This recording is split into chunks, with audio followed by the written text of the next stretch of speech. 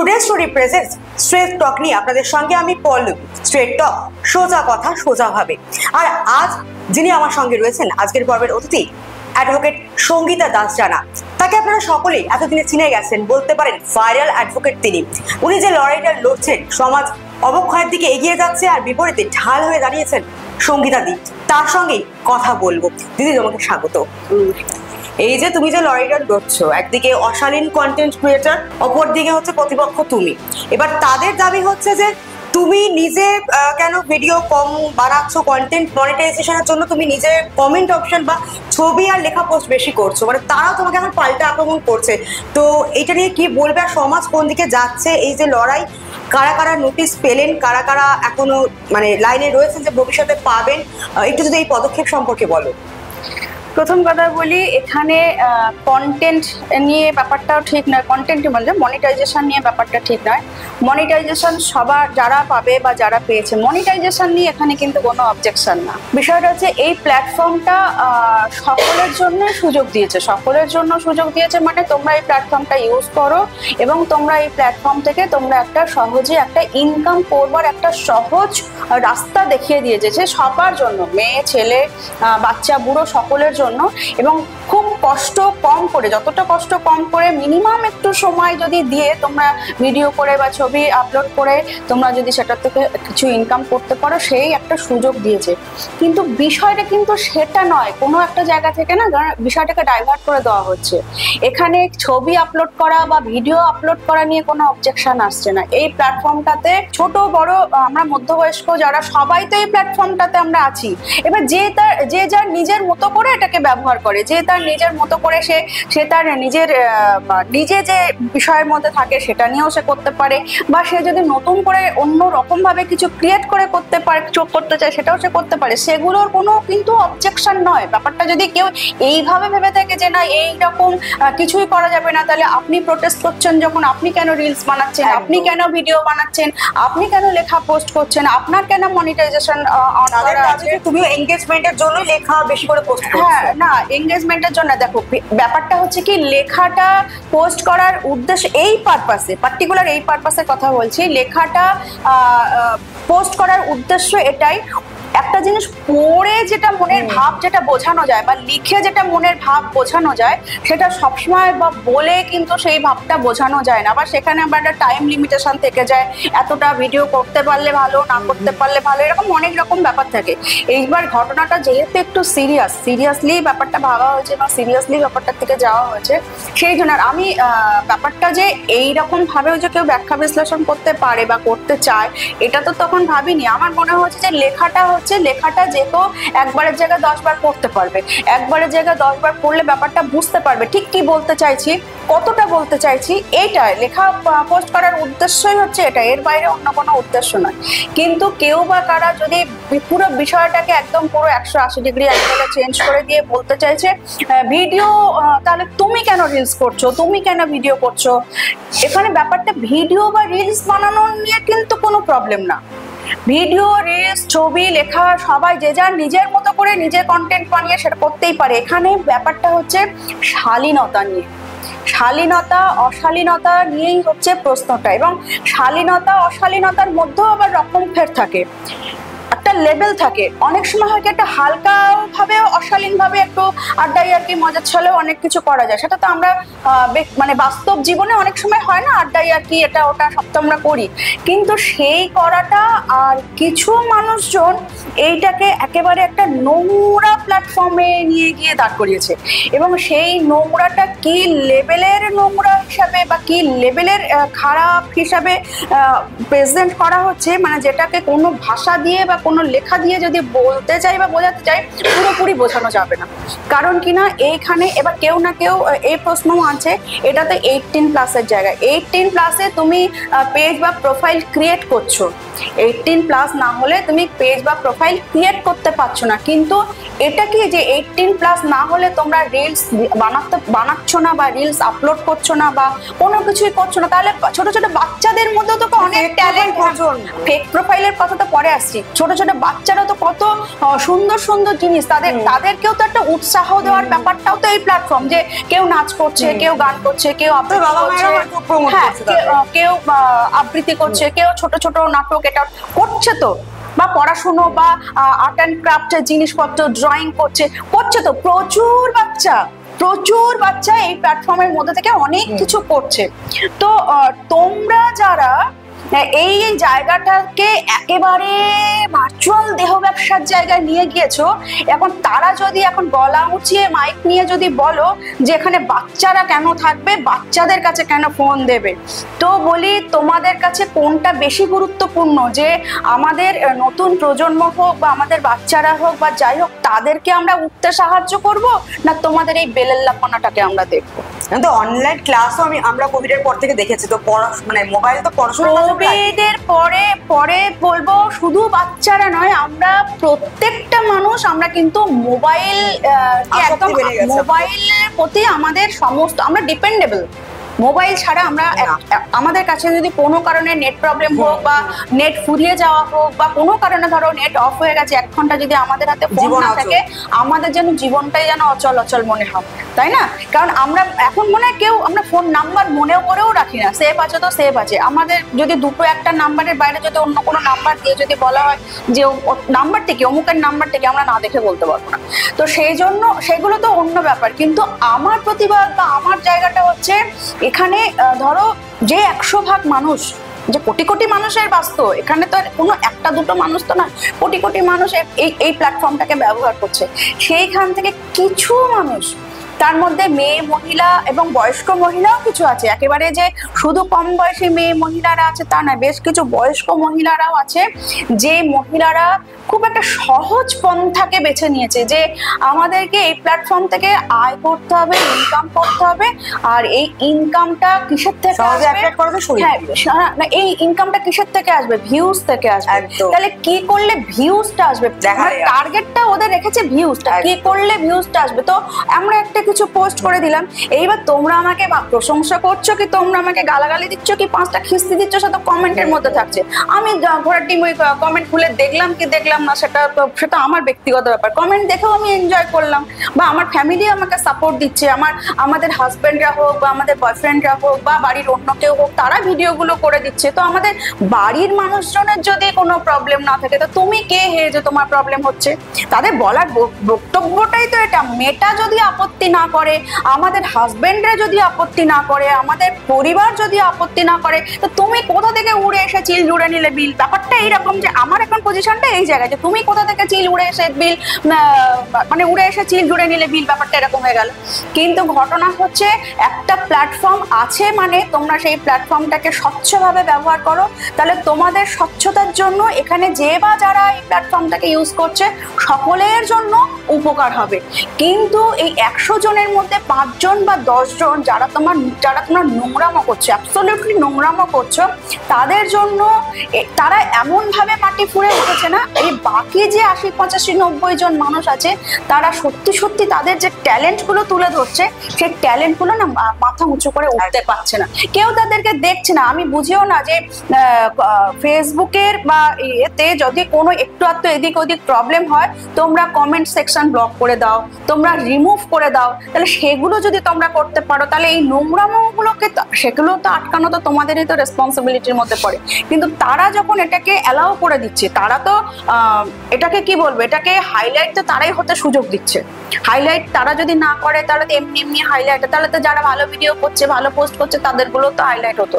Unfortunately এটা দুঃখের সঙ্গে বলতে হচ্ছে যে এখান থেকে, মানে ফেসবুক থেকেই এটা কিন্তু হাইলাইট করে দেওয়া হয়, কারণ এটা তো তাদেরও একটা বিজনেস পলিসি। কারণ ভিউজ টু ভিউজ, ওদেরও ভিউজের দরকার, আর এদিক থেকে ভিউজ নেওয়ার দরকার। এইটা এদের যে নেট সিস্টেম, যে নেট বিজনেস, সেটা সম্পূর্ণ যে ভিউজ, তোমার কত শেয়ার হলো তাতেও কোনো গুরুত্ব নেই, আর তোমার কত লাইক কমেন্ট করলো তাতেও কোনো গুরুত্ব নেই। সেকেন্ডারি হ্যাঁ, কে মানে কারোর কোনো পোস্টে ধরো কোনো লাইক যদি নাও পড়ে, কমেন্ট যদি নাও পড়ে, শেয়ার যদি নাও হয়, সেখানে যদি লাখ লাখ ভিউজ হয়, তবুও কিন্তু সেই একইভাবে বেনিফিটেড হবে। তো এদের টার্মস হচ্ছে বা এদের বিজনেস পলিসিটা হচ্ছে সম্পূর্ণ ভিউজ কেন্দ্রিক। যেটা নেট বিজনেস আমরা দেখি একসঙ্গে ওর কানেকশন পুরোটাই হচ্ছে ভিউজ কেন্দ্রিক। এবার তারা হচ্ছে ভিউজ দেখছে, তারা তোমরা কি কন্টেন্ট করলে কি না করলে সেদিকে তাদেরও নজর নেই। এবার তারাও ভিউজ দেখছে, ভিউজের উপরে তাদেরও যে বিজনেস পলিসি বা টাকা ট্রানজাকশন সেটা সেখান থেকে হয়ে যাচ্ছে। এবার কিছু সেকশন মানুষ আছে, মানে মেয়েরা, মহিলারা বা কিছু ছেলেরাও এবং কিছু থার্ড জেন্ডার যারা, তারাও এই ব্যাপারটাকে না একেবারে নিজের মতো করে ব্যবহার করতে শুরু করেছে। এবং যারা নেগেটিভ ভাবে ব্যাপারটাকে, এই প্ল্যাটফর্মটাকে ইউজ করছে, তারা যেভাবে প্রেজেন্ট করছে, আমার তো মনে হয় যারা রাস্তায় দাঁড়িয়ে ব্যবসা করে তারাও মনে হয় এতটা অশালীন নয়। তারাও কোথাও একটা নিজেদের সম্ভ্রম বাঁচিয়ে রেখেই কাজ করে। কারণ কি না, আমি যখন স্টুডেন্ট ছিলাম, ল স্টুডেন্ট ছিলাম, আমাকেও তো থাকতে হতো ওই কালীঘাটের পাশেই, ওখানেই হোস্টেলে থাকতে হতো বেশিরভাগ সময়। তো যেতে আসতে ওই ব্রিজের ওপরের কালচারটা আমাদেরও কিন্তু চেনা জানা, দেখা 5টা বছর ওই ব্রিজের পরিবেশটা কিন্তু আমাদেরও দেখা, কালীঘাটের ব্রিজের কথা বলছি। তো সেক্ষেত্রেও আমরা দেখেছি কোনো মেয়েকে যদি কোনো ভদ্রলোক বা কোনো পুরুষ যদি কোনো তাদেরকেও যদি অপমানজনক কিছু বলে না, তারাও কিন্তু মারমুখী হয়ে প্রতিবাদ করে যে এটা, হ্যাঁ, এটা আমাদের পেটের দায়ে হোক, সংসারের প্রয়োজনই হোক, বা যে কোনো কারণের জন্য আমরা এটাকে ব্যবসা হিসেবে নিয়েছি ঠিকই, তার মানে কি আমাদের কোনো আত্মসম্মান নেই? তার মানে কি আমাদেরকে যেখানে সেখানে তুমি যা কিছু করতে বলবে আমাদেরকে সেটা করতে হবে? এটা কিন্তু আমাদের দেখা জিনিস। তো আজকে কোথাও একটা গিয়ে বর্তমান যে জায়গাটা এসে দাঁড়িয়ে গিয়েছে না, ওদেরকেও কোথাও একটা সম্মান করতে ইচ্ছা করছে যে হ্যাঁ, ওরা অ্যাবসলিউটলি করছে, ওরাও করছে, ওদের জন্য একটা নিজস্ব জোন আছে, প্ল্যাটফর্ম আছে, ওরা সেই প্ল্যাটফর্মটাকে ইউজ করছে এবং সেটার উপরে ওদের জীবন জীবিকা চালাচ্ছে। তারপরেও সেটা নিজেদের মান সম্মান বাঁচিয়ে রেখেই করছে। তারাও যে এইটাকে ব্যবসা হিসাবে নিয়েছে, তারপরেও কোথাও একটা নিজেদের মান সম্মানটাকে বাঁচিয়ে রেখে করছে। কিন্তু এই ভার্চুয়াল ব্যাপারটা যেটা এসছে, এখানে তো ব্যাপারটা ওসব মান সম্মান টান সম্মানে দেখো এদের একটা ধারণাই এসে গিয়েছিল কি এটা তো অন ক্যামেরায় হচ্ছে, আমি তো স্ক্রিনের ভিতরে আছি, তোমরা পাবলিক দেখছো, আমাদেরকে তো কেউ টেনে আর স্ক্রিনের বাইরে নিয়ে আসছে না, সুতরাং আমাদেরকে কেউ টাচও করছে না, আমাদেরকে না কেউ টাচ করছে আর আমাদেরকে না কেউ ধরে ছুঁয়ে পাচ্ছে, আমরা যা ইচ্ছা তাই করতে পারি।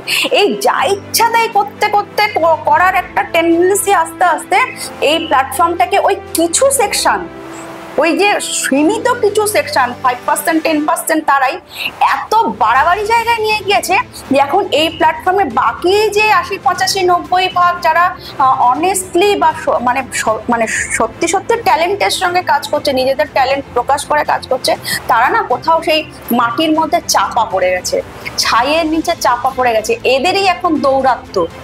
মানে সেই বলে না, অসুর কুলে অসুর যখন তাণ্ডব করতে শুরু করেছিল, সমস্ত দেবতারা এক কোণে কোণঠাসা হয়ে গেল।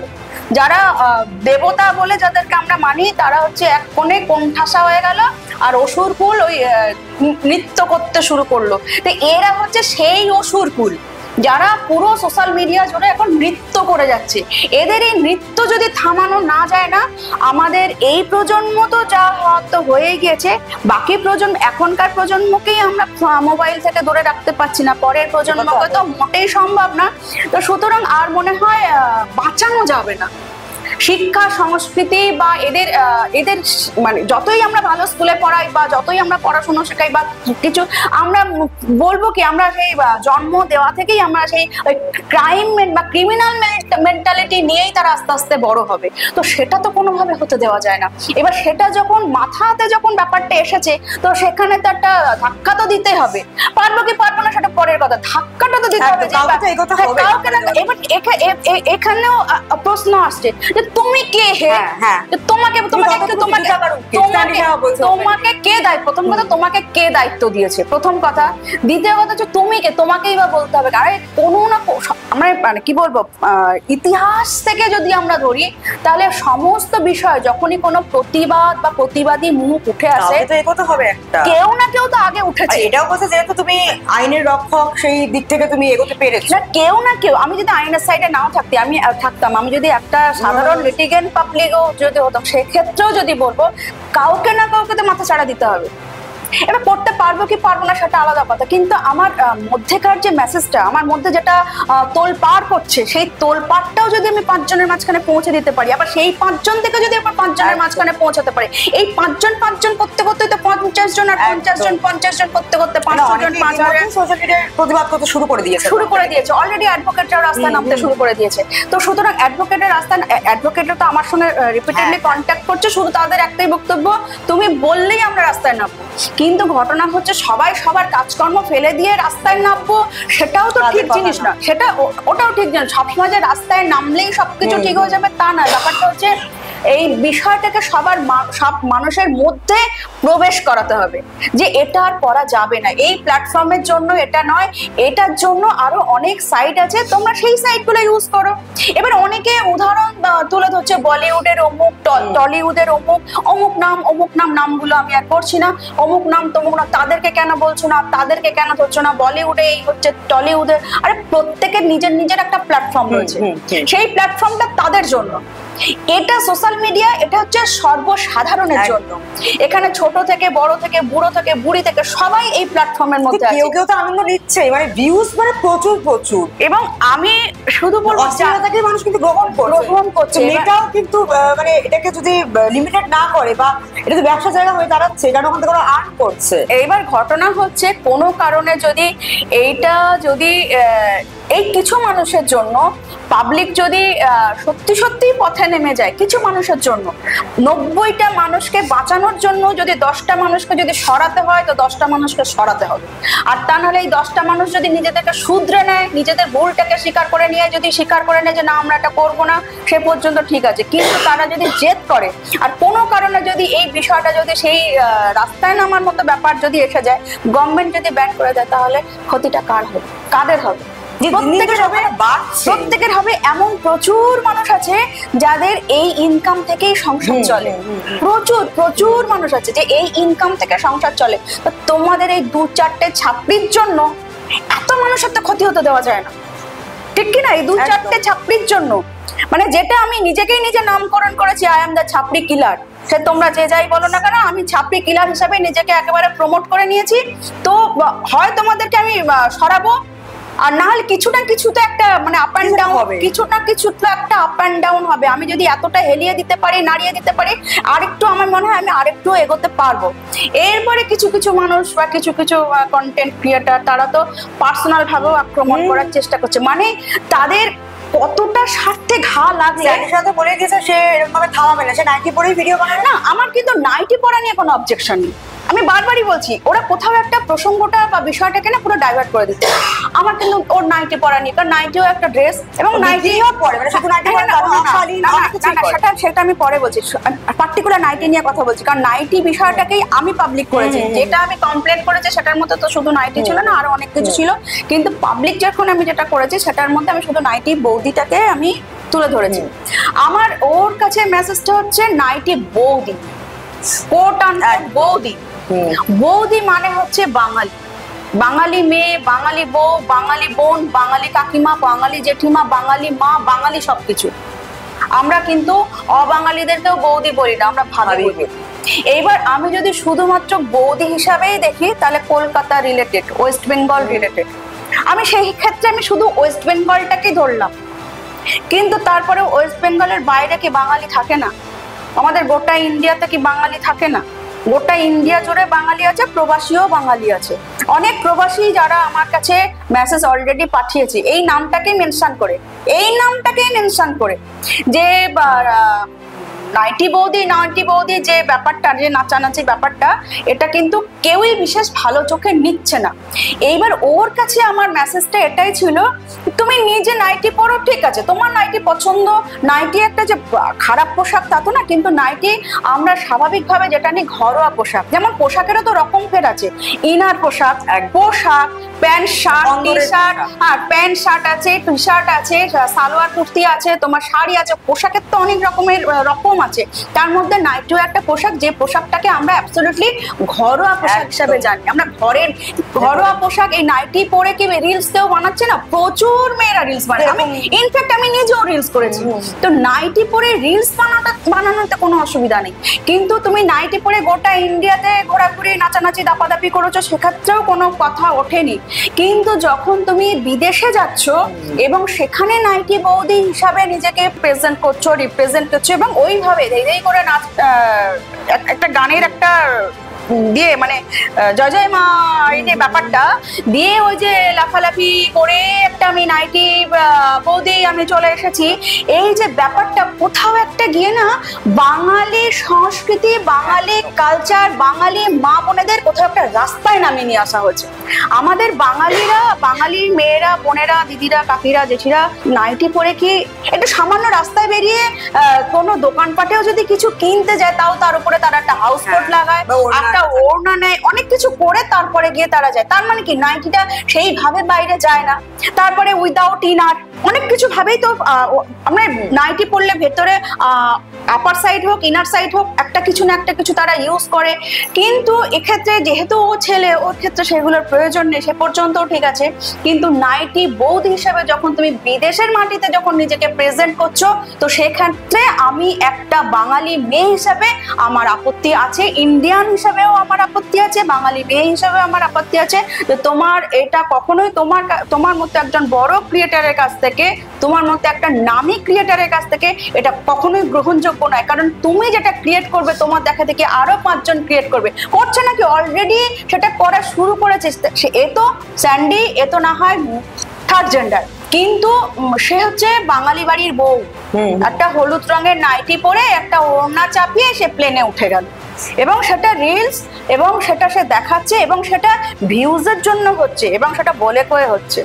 তো চলে এসছে তো ট্রেন্ডিং। আজকে আমি একজন বড় ক্রিয়েটার হিসেবে ক্রিয়েট করছি, ভাইরাল হয়ে যাচ্ছে, আমি ভাইরাল হয়ে যদি লাখপতি হয়ে যেতে পারি, তা ছোট ছোট ক্রিয়েটার যারা, ছোট ছোট ইউজার যারা, তারাও তো কন্টেন্ট, তাদের কাছে এটা কন্টেন্ট এবং ট্রেন্ডিং, তো তারাও সেটা করছে। এইবার এটাকে ইমাজিন করতে হবে। আজকে প্লেনে ধরো, আমরা প্লেনে দেখো একটা কথা কি, পোশাকটা কি পোশাক না? নিশ্চয়ই পোশাকটা পোশাক। বাসের ট্রেনে কি মানুষ ওঠে না? বাসের ট্রেনে যখন মানুষ এমনি লোকাল ট্রেনে ওঠা নামা করে সেটা একরকম, যখন লং জার্নি ট্রেনে যখন যাতায়াত করে তখনও মানুষ একরকম ভাবে নিজেকে সাজায়। আবার যখন প্লেনে, যখন মানুষ একটা প্লেনে যখন তুমি উঠছো, প্লেনের যে ভাড়াটা, যেটা যে টাকাটা তুমি ভাড়া টিকিটটা তুমি যেটা কাটছো, সেই টাকাটা যদি তোমার যদি থাকতে পারে, তাহলে একটা মিনিমাম পোশাক কেনারও কিন্তু তোমার ক্ষমতা থাকতে পারে। সেক্ষেত্রে তুমি সেটা না করে যদি তুমি নাইটি পরে ওঠো, তাহলে নাইটিটাকে তুমি কি হিসেবে দেখাতে চাইছো? তাহলে নাইটিটা আমাদের ইন্ডিয়ান কালচার, এটাই তো দেখাতে চাইছো। হ্যাঁ, যেমন অনেক এক এক দেশে এক এক রকমের পোশাকের ব্যাপার আছে, তারা সেটাই পরে।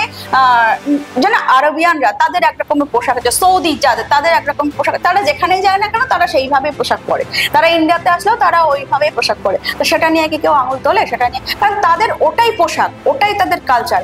কিন্তু আমি প্লেনেও উঠছি, আমি নাইটে পরে উঠছি, আমি তাহলে তুমি গামছা পরে ওঠো না কেন? গামছা পরে টয়লেটে যাচ্ছ, আবার সেই গামছা পরে তুমি উঠে যাও, কি আছে? একটা কিছু না কিছু দিয়ে একটা ঢাকার ব্যাপার, তুমি সেটা ঢেকে নিয়েছো। যদি বিষয়টা যদি এটাই হয়, তুমি ঢেকে নিয়েছো। কিন্তু এটাতে কোথাও একটা না আমাদের ইন্ডিয়ান সংস্কৃতি, শুধু নট অনলি বেঙ্গল মানে বাঙালি সংস্কৃতি, পুরো ইন্ডিয়ান সংস্কৃতির কোথাও একটা না গলা টিপে মারা হচ্ছে। কেউ না কেউ যদি বলছে বা তাদের মধ্যে থেকেই বেরোচ্ছে যে বেছে বেছে এই নামটা কেন? এই নামটা হচ্ছে এখন তো ঘরে ঘরে ইউজার যারা এই প্ল্যাটফর্মটাকে ইউজ করছে, কিন্তু একটা সময় মানুষ তো জানতোই না যে এইভাবে কন্টেন্ট ক্রিয়েট করে, ভিডিও করে এখান থেকেও ইনকাম করা যায়। মানে বিফোর কোভিড এটা হয়তো ম্যাক্সিমাম লোকে জানতোই না। এই কোভিডের সময় থেকে মানুষ ঘরবন্দি হয়ে যাওয়ার পরে মানুষ বিভিন্ন রকম ভাবে আয়ের সোর্স খুঁজে বের করতে করতে এই বিষয়টার মধ্যে সবাই ইনভলভ হয়েছে। এটা থেকে অস্বীকার করার তো কোনো লাভ নেই। কিন্তু ও তো তার আগে থেকে, ও তো অনেক পুরনো। সেই জায়গা থেকে আমি ওকে বলতে চাইছি কি, তুমি এই ক্রিয়েটারদের হচ্ছে পিতা, বা তুমি এই স্কুলের হেডমাস্টার। তুমি যেটা করবে, তুমি যেটা শেখাবে, তুমি যেটা মানে যেটা তুমি প্রকাশ করবে, তোমাকে দেখে দেখে বাকি স্টুডেন্ট, বাকিরা হচ্ছে তোমার স্টুডেন্ট যারা তোমাকে দেখে শিখছে। এইবার একটু ইমাজিন করো, ড্রেস তো নাইটি ছেড়ে দিলাম, নাইটিটা তাও একটা ঢাকাঢুকি ব্যাপার, সেটা না হয় বাঙালি ইমোশনকে আঘাত করেছে এবং আমাদের গোটা ইন্ডিয়ান কালচারকে আঘাত করেছে, সেটা আমি বললাম, ঠিক আছে। স্যানিটারি ন্যাপকিন দিয়ে ড্রেস, আমার পোশাকের স্বাধীনতা আছে, কনস্টিটিউশনে বলেছে পোশাকের আমার স্বাধীনতা আছে। তো স্যানিটারি ন্যাপকিনটা কি পোশাক? কন্ডম দিয়ে ড্রেস, এটা কি পোশাক? মানে অসভ্যতামের একটা চরম শীর্ষে পৌঁছে যাওয়া। একটা অসভ্যতামের তো একটা লিমিট আছে, সেই লিমিটটা ক্রস করলে কতটা লেভেলে ক্রস করলে কতটা মানে কনসেপ্টে কি লেভেলের নেগেটিভ কনসেপ্ট হলে তবে এটা। কারণ কি না, স্যানিটারি ন্যাপকিনটা তোমাদের কাছে খেলার জিনিস হতে পারে, মেয়েদের কাছে ছোট সম্ভ্রম। একটা সময় মেয়েরা এটাকে নিয়ে লজ্জাবোধ করতো, এখন আর লজ্জাবোধ কেউ করে না, কিন্তু সেটাকে সম্মান করে এবং সেটা একটা বিশেষ পারপাসে ইউজ হয় এবং সেটা এমনই একটা পারপাসে ইউজ হয় যে এই পারপাসটা থেকে মানে কি বলবো নতুন জীবনের সৃষ্টি হয়। এটাকে নিয়ে ছেলে খেলা করবার আর এটাকে নিয়ে এইভাবে কন্টেন্ট করবার, সবই কি কন্টেন্ট? সবকে কন্টেন্টে আনা যায়, আনা উচিত। ফিজিক্যাল রিলেশন সেটা তো নর্মাল রিলেশন, মানে নর্মাল সম্পর্কের ক্ষেত্রে নর্মাল রিলেশন। আমি অন্য সব সম্পর্কে ছেড়ে দিলাম, বাবা মাকেই ধরলাম। বাবা মার থেকে সৃষ্টি আমাদের জন্ম, বা আমাদের থেকে সৃষ্টি আমাদের সন্তানদের জন্ম। তা সেই রিলেশনটা তো বৈধ রিলেশন, আইন স্বীকৃত রিলেশন এবং সেখানে কোনো বাধার জায়গা নেই। তো সেটা কি পাবলিক প্লেসে আনা সম্ভব? এই প্রশ্নটা আমার ওদের কাছে থাকলো যারা এই ধরনের কমেন্ট করছে যে আমাদের স্বাধীনতা আছে। তো এই ফিজিক্যাল রিলেশনটা তো বৈধ রিলেশন, বাবা মা স্বামী স্ত্রীর রিলেশন, বৈধ স্বামী স্ত্রীর রিলেশনের কথা বলছি এবং বৈধ বাবা মায়ের রিলেশনের কথা বলছি, যেখানে এই ফিজিক্যাল রিলেশনটা স্বাভাবিক রিলেশন, বৈধ রিলেশন, আইন স্বীকৃত রিলেশন এবং যেখানে কোনো নিম্ন রুচিরও কোনো ব্যাপার নেই, কোনো কিছু কলুষিত করবার ব্যাপার নেই, কাউকে ছোট করবারও কোনো ব্যাপার নেই, কিছুই নেই। এবং এই সম্পর্ক থেকেই কিন্তু নতুন জীবনের সৃষ্টি। তারপরেও কি এই সম্পর্ক বা এই ফিজিক্যাল রিলেশন কি পাবলিক প্লেসে হয়? এই প্রশ্নটা আমার থাকলো।